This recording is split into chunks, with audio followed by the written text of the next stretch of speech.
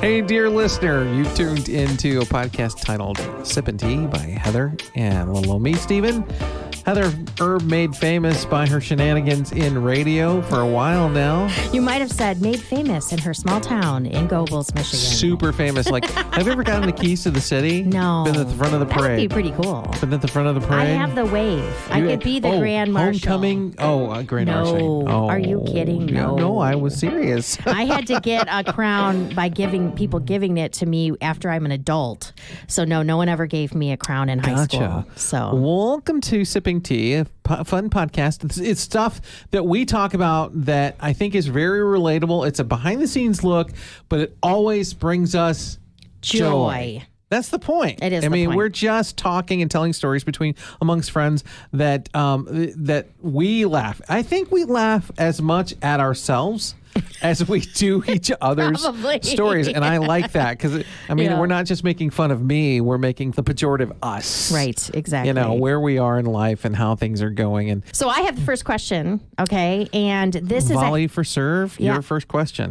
We had a listener.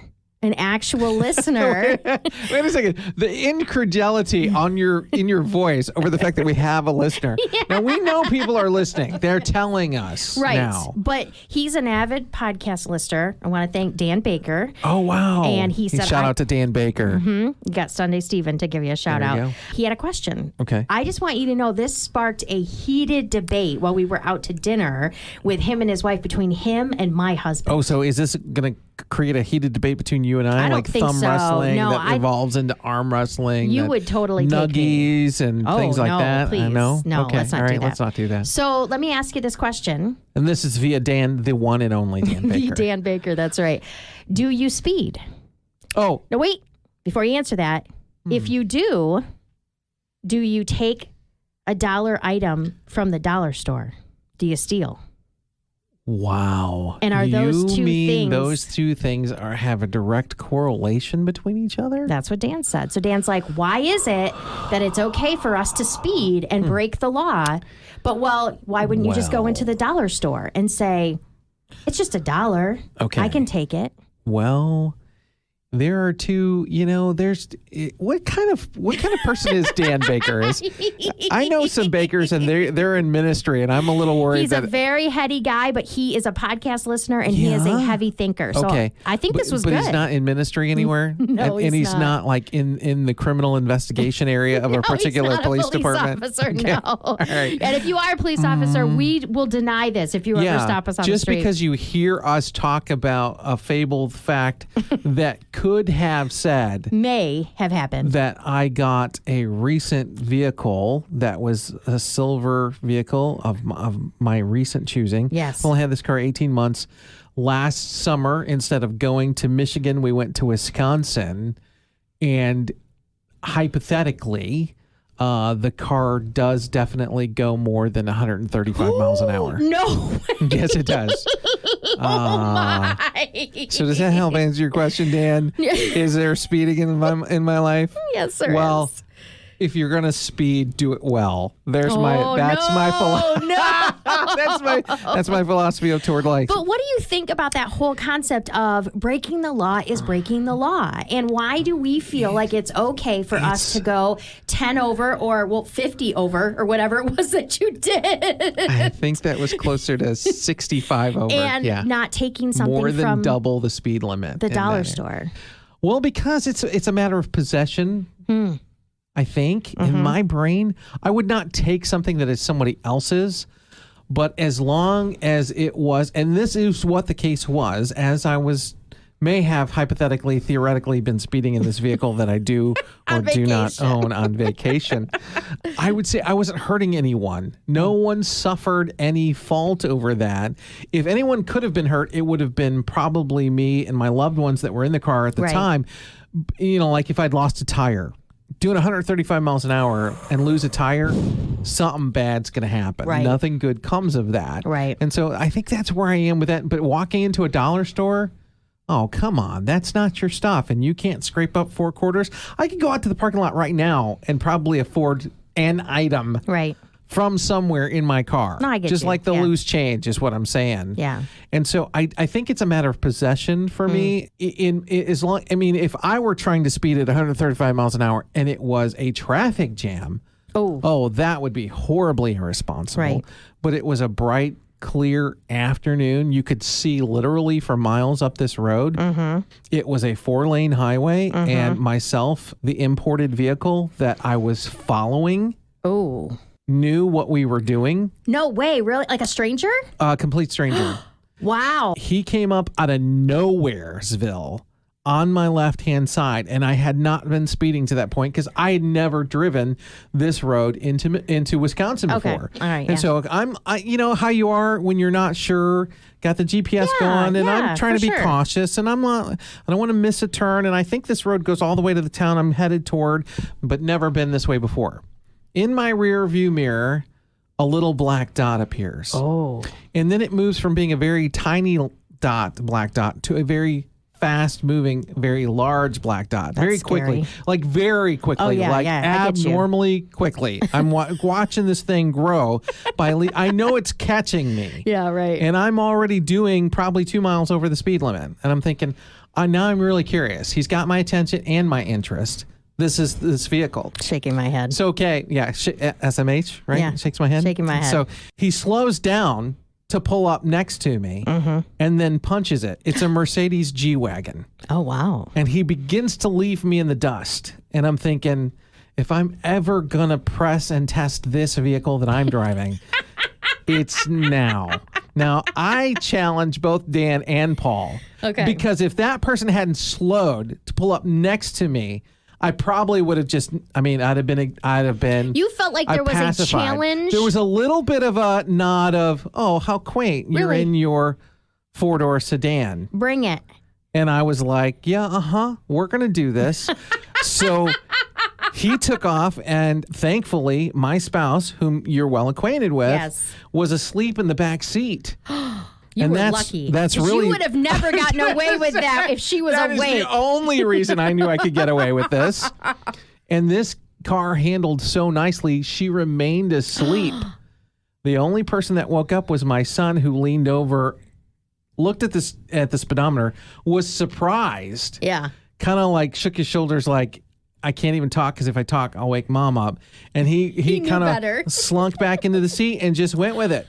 Didn't utter a word. You could have probably heard a pin drop in the car. Wow. So now we're both doing somewhere close to about 135 miles an hour. Wow. And I'm probably just 2 car lengths behind this person. And we are having a ball.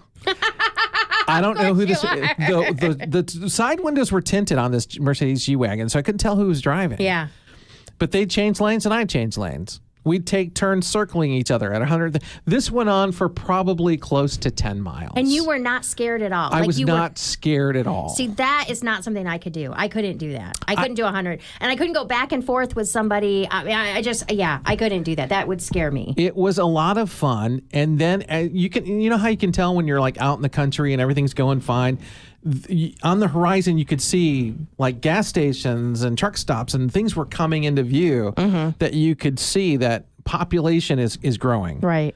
I finally peeled off and I was like, no, I'm not doing this anymore because I'm not going to get a ticket at the beginning of vacation that puts me in jail. Right. I mean, because I don't know what the level is. That like a felony to go 65 miles an hour? It might be. You have to check the. I don't want to know now. No, I don't want to either. We're going to probably get a comment about it though. Yeah. Next question. At what jail would you like to serve your time?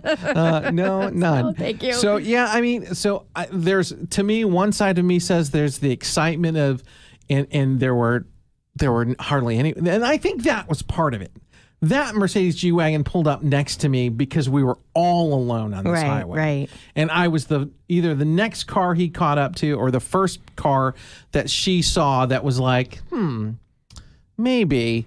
And then it just, and we went for there. it. And it went really well. I'll tell you, I did tell my spouse, I did tell Angela that that's what we did. Yeah. And she's like, buddy, it's a good thing I didn't wake up. And I'm thinking at 135 miles an hour, you probably don't want to distract the driver. I'm just saying, it would probably, whatever you think you would have said at that time, Probably not. Probably shouldn't have. But I did admit to it afterwards, but we were on our way home. And I was totally driving the speed limit the entire time. In fact, I was probably the model driver on the trip home. Well, you got it all out of your system, though. Well, that way I could prove to her, look how careful I am. I'm a great driver. I love my family. I'm going to take care of you guys. Ooh. Oh, and by the way, this car does do more than 130 miles an hour. By the way. Interestingly. Yes. Part of the reason that made me think to do that was my speedometer. Let me give you reason why. Okay. My speedometer actually goes to 160 miles an hour. Seriously? I don't know that the car will do that. I mean, the car may either disintegrate or explode before I get to 155, but the speedometer itself gets to 160. Wow. And not many cars have a speedometer that goes... No one would care. No, right. I mean, I remember traveling home with a guy from college one time, and the only way we got to 80 was on the backside of a hill with it opened all the way up. I mean, he was like, roll your windows up. There's too much drag. At one point, I was like, I think I could ride a bike faster than this. This is horrible. Is not good. I don't want to be in this vehicle anymore. And so I've had slow. Slow it's definitely safe. But it almost felt like a challenge. Yeah. And so I felt like, sounds like that's what it was. If any vehicle that I've owned could do it, it would be this vehicle. Wow. And the vehicle did it masterfully. Wow. Now, would I walk into a store? You're talking to somebody who spent years upon years in retail. Right. Nah, not going to happen. Not even the smallest thing. Not even like the penny candy at the front. No. And those two things are completely... They're very opposite in they're very different in your mind. And you know what? And speak into this. Is that because I have somehow made that morally relative? I break the law. Right. So I speed because I can. Right. And I've gotten away with it in the past. That's right. So it's okay to continue to do versus... This is a moral gray area for stealing candy. What's the difference? Right, yeah. Because I wouldn't take somebody else's possession, but I would certainly put my own possession in some sort of danger to have the thrill of going maybe more than 135 miles an hour. It's a very interesting concept, and I agree with you. I do speed. I typically go 5 over because that's about what I do. But if I have to pass somebody or get around a big truck or something, I will go more than that, but then I usually try to go back to... I use cruise a lot, but I would never go into a store and never have had that needing to take something or the thrill, because people say stealing, sometimes there's a thrill with that. That's the component. Okay. But not for me. Like you said, I could go out to my car and get, $1 and be able to get something there, but I think it's an interesting because I think we do justify it in our minds I'm not hurting anybody. Sure. When I'm speeding. But the truth is that there's probably some research, I could find it, that says the faster you go, the more likely it is that you're going to get in an accident because you lose control of the car. Sure, absolutely. But you're not going to go into a store because then you would say, well, I'm hurting someone. Right. I'm not going to lose control of my mental faculties and walk in and steal a piece of bubble gum. Right, exactly. Yeah. Those things are different. It is a very, very interesting question, and it does make you think have I justified that? And I think we do. I think almost everybody who says, yep, it's okay for me to speed, has justified that they're not hurting anybody and that they're getting away with it and it's okay. I really do. Yeah. And let me clarify. There was never a moment at more than 135 miles an hour or 135 miles an hour where I was confused as to whether I was going above the speed limit. There was never a moment where I looked down at the speedometer and went, oh my stars. I can't believe How did this happen? Whose foot is on the accelerator?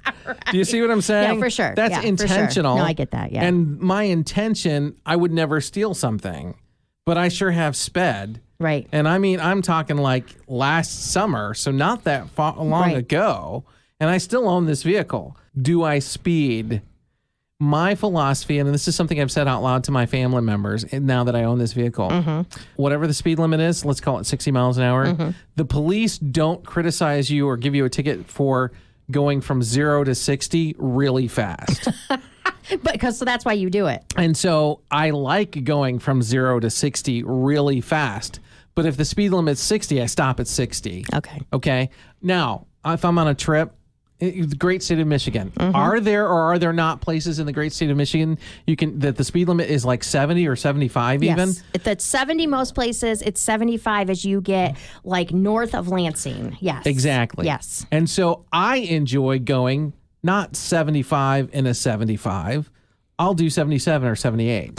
Right. Because my speedometer actually has a digital readout as well as the hands. So I can set it at that speed and know that I'm never going to stop from going at 78 miles an hour. Right. And so I that's another reason why I enjoy Michigan, because when I get to those great, beautiful, wide open spaces. For sure.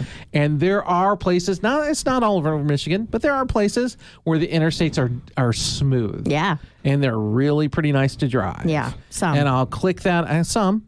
Well, I mean, Let's be clear. Let's be clear. There are a few states where you enter in from another state, you know without That's a sign right. that there is a state reached. line. You've reached the state Yes, limit. exactly. So that's that. I'm really curious about this next thing, though. What did Paul and Dan Baker have to say? Where was their contention over it? Well, I think Dan, he was like, I think it should be looked at as very similar. That breaking the law is breaking the law. And I think I would say as well, and Dan didn't say this, but like sin is sin. Yes. That God sees it as the same. right. And so really you're breaking the law, you're breaking the law. Now, did Dan admit that he doesn't speed? No, he didn't. I'm sure he speeds. Paul was like, it's kind of like the dilemma that we came up with. Like, no, you're not hurting anybody. It's a choice that you get to make, and you pay for the consequences if you get caught. Right. So that's what Paul's thing was. He was like, yeah, he goes, if you can break the law and you can speed, but there's always consequences if you get caught. Right. Just like if you were to steal. Right. There's still consequences. It's just, you'll say, oh, well, the police officer won't stop you if you're going 5 over. Well, no, yeah. You know what I'm saying? Right. Or sometimes they won't I've stop you 10 over. Yeah, I've Like, even heard that as an urban legend. Like they're the mechanics in the vehicle won't allow them to write a ticket unless it's 10 over right. the speed limit. Yeah. And so if you're doing 2 or 3 over the speed limit, you should be not a big fine. deal. It's not. Right. It's not enough for them to go through the hassle of writing you a ticket for that. No, right. Yeah. Is what I've heard. Now, do I know sure. that? But the converse applies as well. Paul's logic applies there as well, in my opinion, because I know for a fact, if I'm 65 miles an hour over the speed limit, Over this, let's be clear. I'm very clear in that I'm not getting a ticket. I'm probably leaving the scene in handcuffs and a marked police car of some kind. So you know that going in. And that's what I'm saying. Is that the risk? I mean, at the end of it, yeah, I sped. Right. Okay, but is that the same as I'm actively taking something from someone that Right. it doesn't belong to me? Yes, they're both breaking a law. Right. Yep. But is one really, so and that whole thing about, Jesus's parables all through Luke,